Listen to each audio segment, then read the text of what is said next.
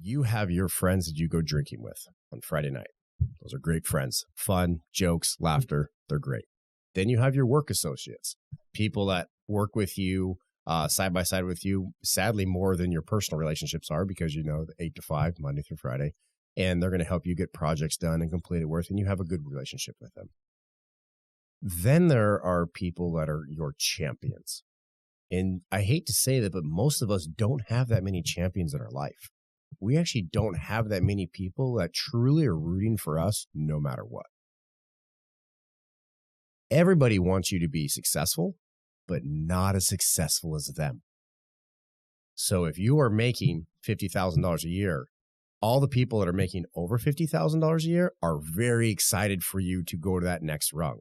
But as soon as you pass them and the old economies of scale and the money, they all of a sudden are not your champion anymore. They are not really your friend. They might even be a little backstabbing.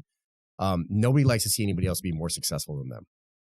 It takes a true champion. It takes a true person that truly wants the best for you to be a real champion. And so when I say that, I want to talk about some of my champions that I have in my life. And I will tell you that they're more recent in my life than they were, I'd say in the last 2 years, last 2.5 years. I didn't have a lot of champions in my life. In fact, I had zero. I was the owner of a company that's lonely at the top. Head is that's heavy. The head wears a crown. We guys all know that statement. We understand that. Nobody, when you're on top, wants to talk to you. It's very lonely. You don't understand half of what's going on. People keep things from you. Very, very lonely.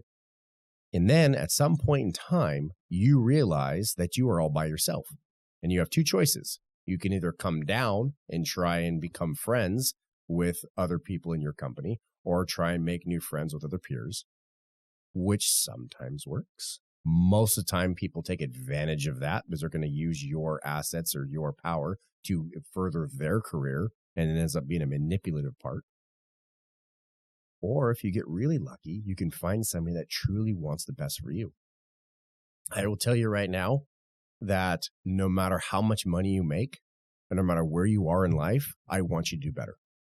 I do not care if you make $100 million a year and you just got another $1 million deal. I'm still going to celebrate you and be excited for you. I don't make that much money. I'm not even worth that much money. But for me, I'm going to be excited no matter what. Because of that attitude that I portray, it is amazing the people that are starting to come into my circle off of that new attitude. I have a gentleman by the name of Brandon. He works on the East Coast. He has a real estate company. He has a lumber company, and he does real estate. Last week, he put a bid in on a house, and he texted me. He goes, I hope I get the bid. I was so excited for him. I was so pumped. I really hoped he got this house. He got this flip. And I said, well, you put it on Friday, probably Tuesday or Wednesday, you're going to hear back from the realtors. Saturday night, he texted me. He goes, we got the house. They accepted our bid. I was pumped. I sent him a text. I'm like, dude, that's the coolest thing. I called him. I went to voicemail. I'm sure other people were congratulating him. It was one of the neatest things. And I was truly in my heart, like deep in my soul, happy for him. I was so excited that he got to have that extra asset, bring in extra income, give a nice family a home that they couldn't have been able to afford without him. All the things that come with that. I'm pumped for him. I have no idea Brandon's estate. I have no idea where his level is at. I have no idea if he's doing 1x, 10x better than I am. It doesn't matter to me. I'm not in competition with him. I'm just pumped for him. I'm just excited for him. That is a true champion. Those are the people that you want to surround yourself with, because let's face it, in this world, there's a lot of negativity out there.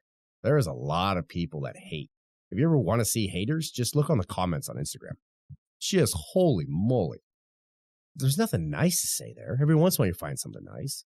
Could you imagine what would happen if everybody was a champion that was on Instagram? If everybody here was like, well, that was cool. I also learned this. That was neat. I also learned that. The imagine of knowledge that we would have and gain just off that experience.